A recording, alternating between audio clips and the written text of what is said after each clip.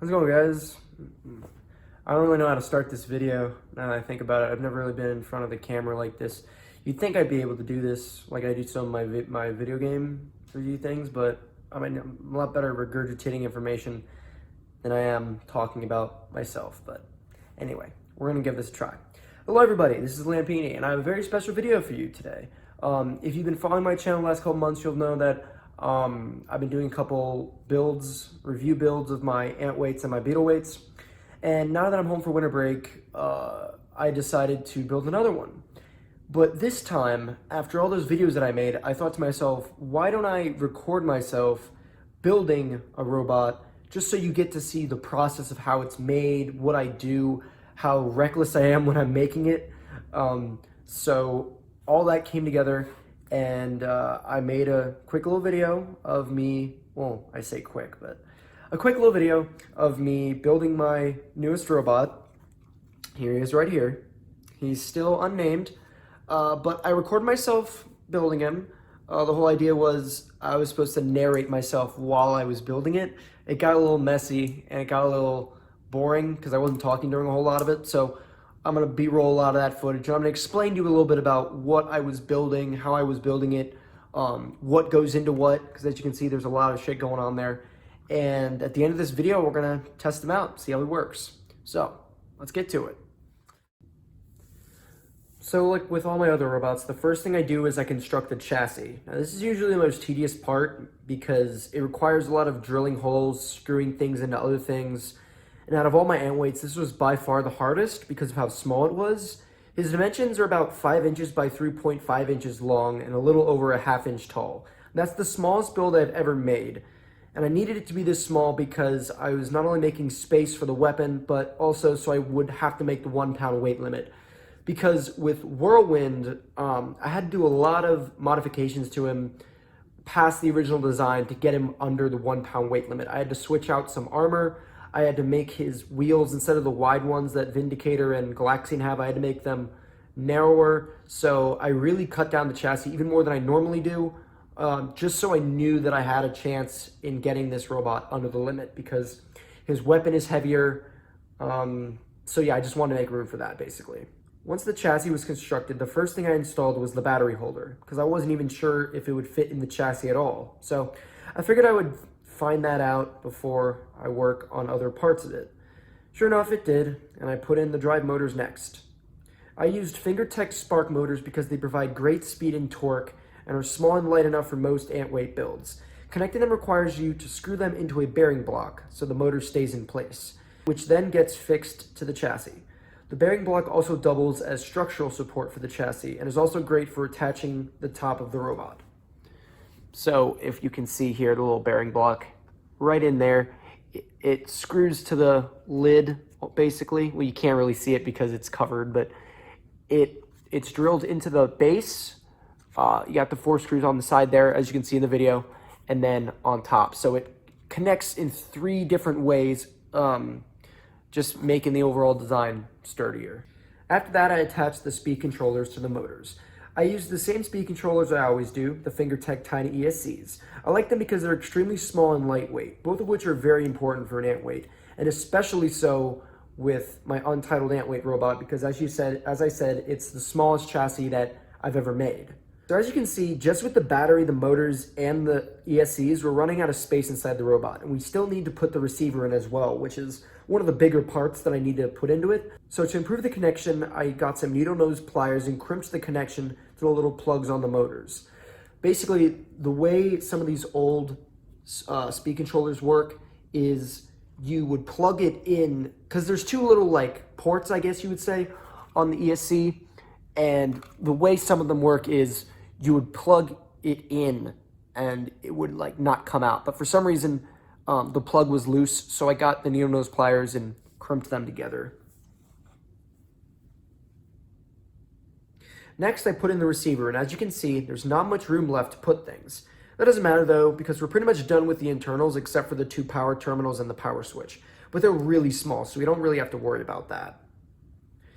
Now, the way the power terminals work is you plug in all the wires from the speed controllers and the batteries into the respective color terminal. And then with the red one, you feed one of those wires into the power switch. The black one pretty much acts as a ground for all the ground wires to connect together. Only problem was I was working with such small wires that sometimes when I was trying to strip them, I ended up cutting the whole wire instead of what I was trying to do, which I did multiple times.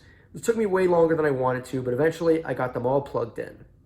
From there, I attached the positive end of the battery holder and one of the red wires from the red terminal block into the power switch. Now this was the first soldering job I did. Soldering is something I do on any metal-to-metal connection that doesn't have a direct plug. This one wasn't too hard, but you'll see how difficult it can be sometimes. So with that done, I had finished all the electronics in the main chassis, but I wasn't done just yet. I still had to connect the weapon motor to the speed controller, but before I did that, I powered everything on just to see if it all worked. And thankfully for me, it did. I couldn't drive it though because the receiver needed to be binded to the transmitter, which basically means you calibrate the receiver to the transmitter. You plug in a little thing into the transmitter, you push a bind button on the controller itself, and it pretty much syncs them, per se.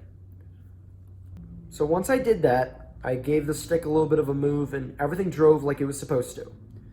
So now that I was done with most of the electronics, all that was left was the weapon. But before I did that, I decided to weigh him to make sure he was under the 1 pound weight limit. Or more accurately, 16 ounces, because when you're building a robot this small, every ounce matters. The 1 pound is just a way to round up to a whole number pretty much, but we're basically working with 16 ounces. When I weighed it, I found that it was way under the weight limit, so I was doing great with that. So I was finally ready to assemble the weapon. Now the weapon I use is a 1350 kilovolt 100 watt brushless motor. Can you make that out? Yeah, well, it says it right there. And the reason why I chose this one as opposed to some that I'm more comfortable with is that with the profile that I gave it, I needed the motor and the blade all to fit within like that dimension. So I found something that was nice and shallow, and as you can see, it fits pretty spot on. I had to cut this little piece off of the base. See that? I had to cut that off, but as you can see, like, when you profile it down like that, it manages to stay in relatively well, which was, God, I was really happy about that because I've tried horizontal spinners before, but I've never been able to fit one in a practical chassis design like this. It's always been like the motor juts out a little bit. In fact, Whirlwind actually started as a horizontal spinner, and it was just a really ugly design. And that's why I moved it to a vertical design because it just didn't look very presentable. And it also wasn't very sturdy either. This connection and this design is a lot sturdier because everything is flush with each other. Now the first thing I did was try to mount the motor to the top panel, which I had some trouble with because the screws that it came with were so short that they didn't even poke through the plastic. If we drop this in, this screw actually looks pretty small.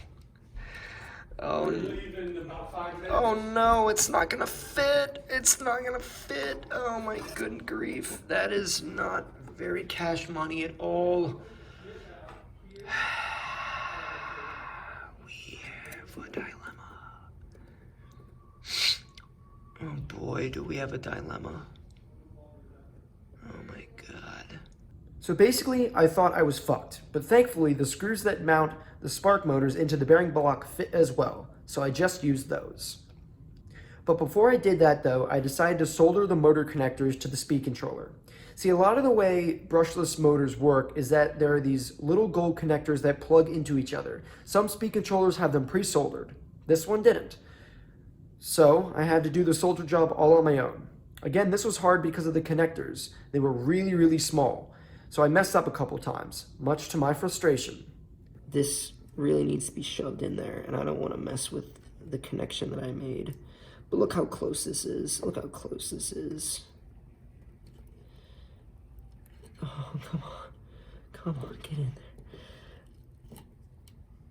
But see, I don't want to screw up the connection. See? Oh my God. What did I tell you? Do you see what I just did there? Oh. So, these are the risks you take. So now, oh my God. I just pulled the whole thing out. So yeah, I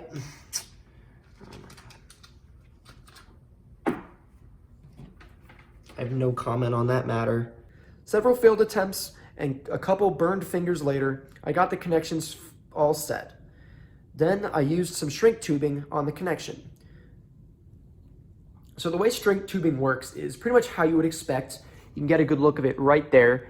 Basically, it's small plastic tubing that you place over something, and when it's heated up with either a solder or a lighter, they sort of shrink, crinkle up, and that helps with the connection in that it constricts it, it protects it from getting hit from anything, and it overall just makes it a lot cleaner of a connection. Once that was done, I finally moved back to the motor and drilled the rest of the holes and mounted the motor. Then I was finally able to plug in the motor and test it to see if it works. So basically all the hard parts were finished. All that was left was to attach the blade to the motor and we would be in business. To do that, I used yet another fingertech product. You notice a pattern here.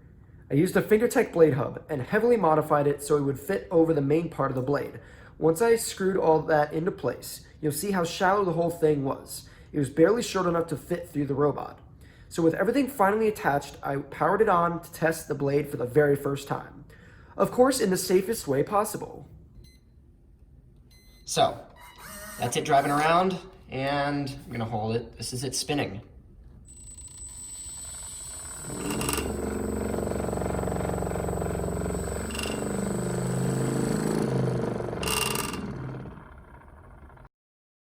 So all that was left was to put on the wheels. The wheels I used were, wait for it, another fingertech product.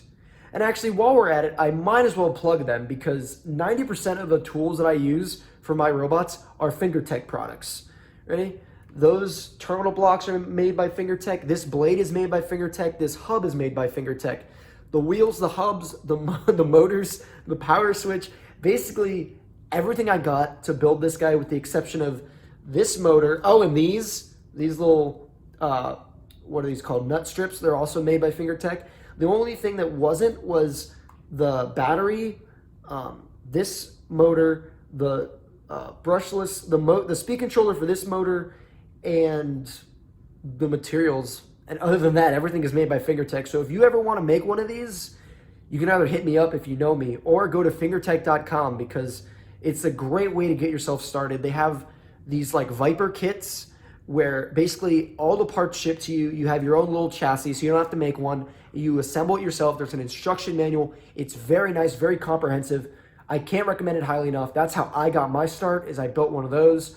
So if you want to get started building a robot, that's your best bet. And pretty soon you'll be making things like this in a couple of years. But anyway, back to my build. Installing these were simple enough. First you slide on the hub followed by the actual tread. Then you use this cool little tool to twist on the second part of the hub to hold it in place. Now with my infinite wisdom, I did all this out of focus. So I thought, I know, I'll just record me putting on the other one. But right when I was going to do that, my phone ran out of storage. So fuck me, I guess. So you're just gonna have to take my word for it that I did connect it in the exact same way. But in any case, it was all done. So I decided to weigh it all to see if it was under the 16-ounce weight limit. Lucky for me, it was a whole 2.5 ounces under. So that's the most underweight I've ever made a robot. So down the line, I might decide to add something to make it better. Who knows? Might change out the wheels, might make the wheels wider, might add wheel guards. That's what's great if you start small and you're able to scale up your design to make it better as opposed to taking things out of it, which is something that I did with Whirlwind. Like I said, I made the wheels a lot shittier and the armor a lot shittier. It's much better to improve your robot once you're finished than take things away to make weight. So I pretty much covered everything. That's how you build your own little 1-pound robot. And I also spray painted it, as you can see. The top is white on red. Upside down is red on black. How cool is that? So he's all finished, so let's take him for a test ride. All right, guys, here we are in my little makeshift arena. You can see there's a lot of debris over there because I tested him a little bit. This is just the first time testing him on camera. So what do we have here? We have this thing. It's like a little, it's a clock that's supposed to project something up in the air. Never really worked, so we're getting rid of it here. That's an iPhone 8 case. These are some old Robot Wars toys I have. This wooden mannequin is one thing that I'm not going to use because I already tried it. He He's had a couple hard times. Ripped him up a little bit. It looks like his junk is, pretty well not been hit. His ham has seen better days, though. So is his head. Oh, boy. Well, there's a calculator, and that's a wooden stapler. I'm excited to see what that does since it's made of metal. But, here we go.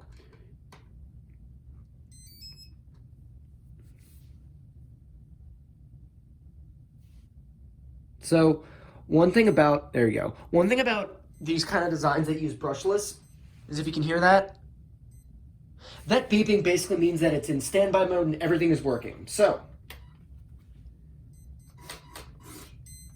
it's him driving around. See, he still gets around really well despite the small tires. And this is it spinning. Whoa. Oh, wow. That just took a whole piece off. All right. Ooh. All right.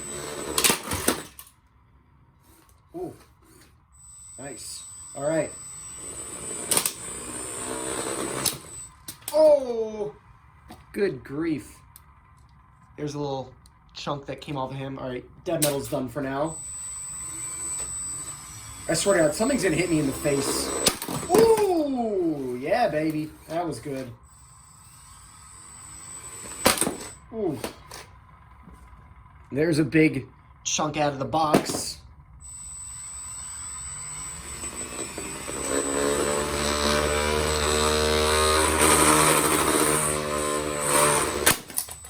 Ooh, God.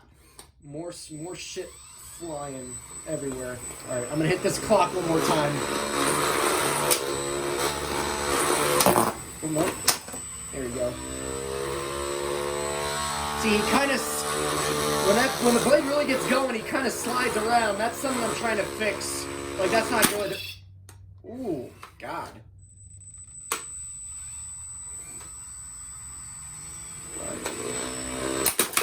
Ooh, God. More shit flying.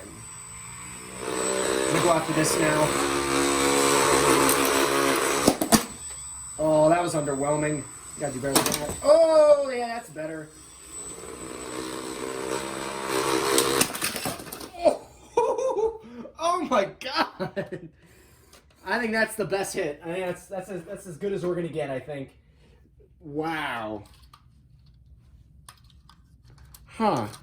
I wonder where the top, wow. I'm speechless after that. That was crazy. Go on. We're not done. We'll hit it some more. We'll go over the carnage after everything, like everything that it hit. Oof. Okay. So, actually, yeah, I think that'll do it. We got a good amount of shit hit.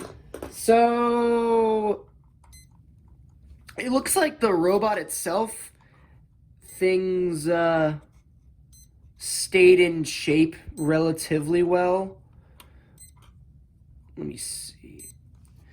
This is wobbling a little bit. That just means it needs to be tightened, but it was still spinning, which I think is good. It was kind of scraping against something, I think. It was scraping against this screw. But other than that, it held up pretty well. The motor's a little warm, so I would have to reattach that, move this back up, and then tighten it again. But it went pretty well. Every robot fight is about 3 minutes, so I like to think that was more than 3 minutes. No, I can't. There it is. All right, so let's look over what it did to everything. Well, this speaks for itself. It kind of took the base off of this. I can't really see where it hit, so it's supposed to... Where's the LCD part of this? I guess it started like that. Something came off, and that made the bottom come off. Here's the iPhone box. You can see scratched right in there. Deep gash right in there. But overall, the iPhone box got pretty unscathed. There's some red paint in there. Well, the calculator had a chunk of it taken off, which is kind of neat. Same thing there. Oh, yeah, that's nice. It cut out an entire chunk of it. Wow. So, as you can see, he's far and away better than Whirlwind. Like, he's just taking chunks out. And that's what happens when your weapon is heavier. So I only hit the stapler a couple times. I think this is just like the rubber got pulled off. I don't really see any metal that was hit outside of like a little bit there. That's still a sizable amount of rubber that it chipped away from. Oh, there's some staples in here. And finally, last but not least, this little RCA like switch thing. Well, this got taken off. And again, a huge chunk of the plastic just got cut right out. That's insane. And I think that's really the only big hit I got off of it, but like that's crazy. It literally pulled out an entire piece of the plastic. So I think that speaks volumes for what this Untitled Antweight can do. And now I'm gonna leave it up to you guys. What should I name him? I want to say like this little red on white and black on red thing is kind of cool. Maybe you can incorporate that in, but yeah, looking for a name for this little guy. Put in the comments what you think I should name him. Peace out, guys.